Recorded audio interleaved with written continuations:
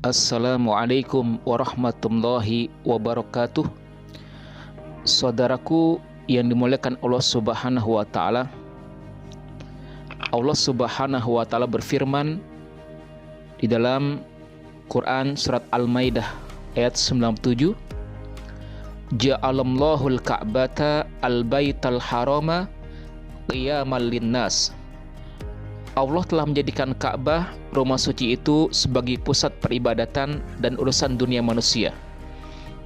Ka'bah adalah Baitullah Al-Haram yang berada di tengah masjid, dan disebabkan dinamakan Ka'bah itu seperti yang diriwayatkan oleh Az-Zarqi dan Abu Nujaih, yang berkata dinamakan Ka'bah karena bentuknya segi empat seperti kubus, maka diberi nama bangunan tersebut dengan Ka'bah karena berbentuk bujur sangkar.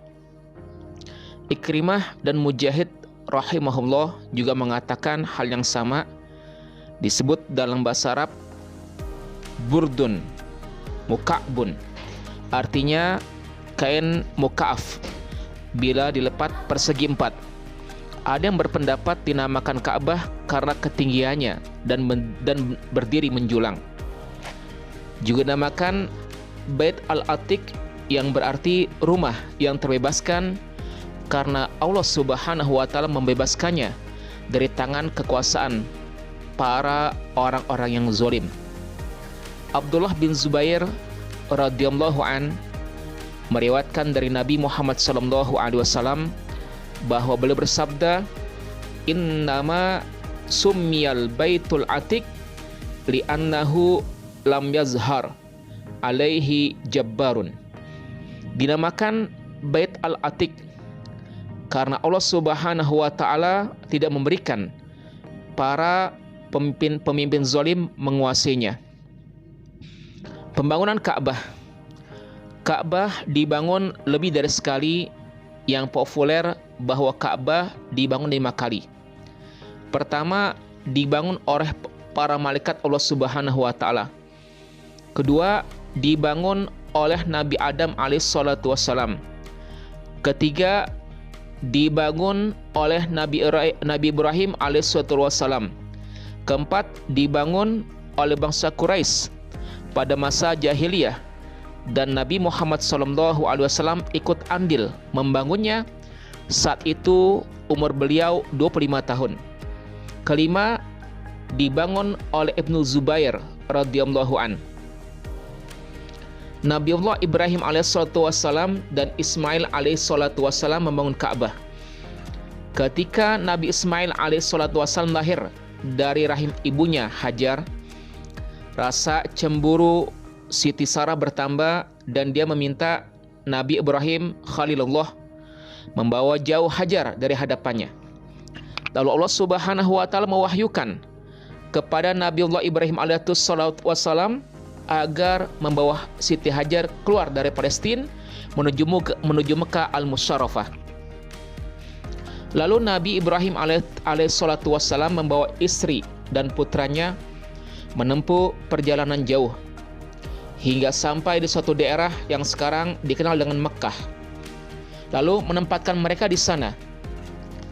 Setelah Nabi Ibrahim meninggalkan Hajar dan putranya di Mekah, dia pernah berkunjung untuk mengetahui keadaan mereka.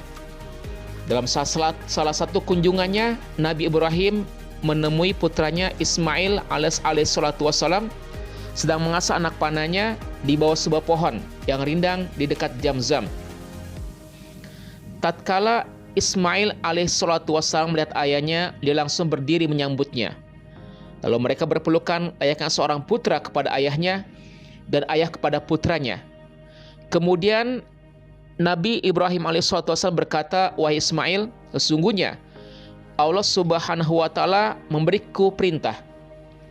Ismail berkata, lakukanlah apa yang diperintahkan Rabbmu, wahai ayahku. Ibrahim berkata, maukah engkau membantuku? Ismail berkata, aku akan membantumu ayah. Ibrahim berkata, sesungguhnya Allah Subhanahu wa taala memerintahkanku untuk membuat rumah ibadah di sini, sambil menunjuk ke sebuah anak bukit sedikit lebih tinggi dari permukaan tanah sekitarnya. Kemudian Nabiullah Ibrahim dan Nabi Ismail mulai membangun pondasinya. Nabi Ismail alaihissalatu wassalam mencari dan mengangkat batu, sedangkan Nabi Ibrahim yang memasangnya.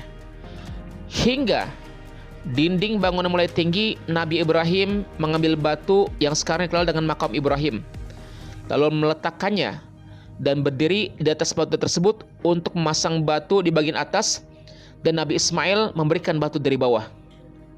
Kemudian mereka berkata, Rabbana taqabbal minna innaka antas sami'ul alim. Ya Tuhan kami, terimalah amalan kami. Sesungguhnya Engkaulah yang Maha mendengar lagi Maha mengetahui. Lalu mereka tawaf berputar mengelilingi bangunan tersebut. Semoga Allah Subhanahu wa taala senantiasa memberikan keberkahan kepada kita semua,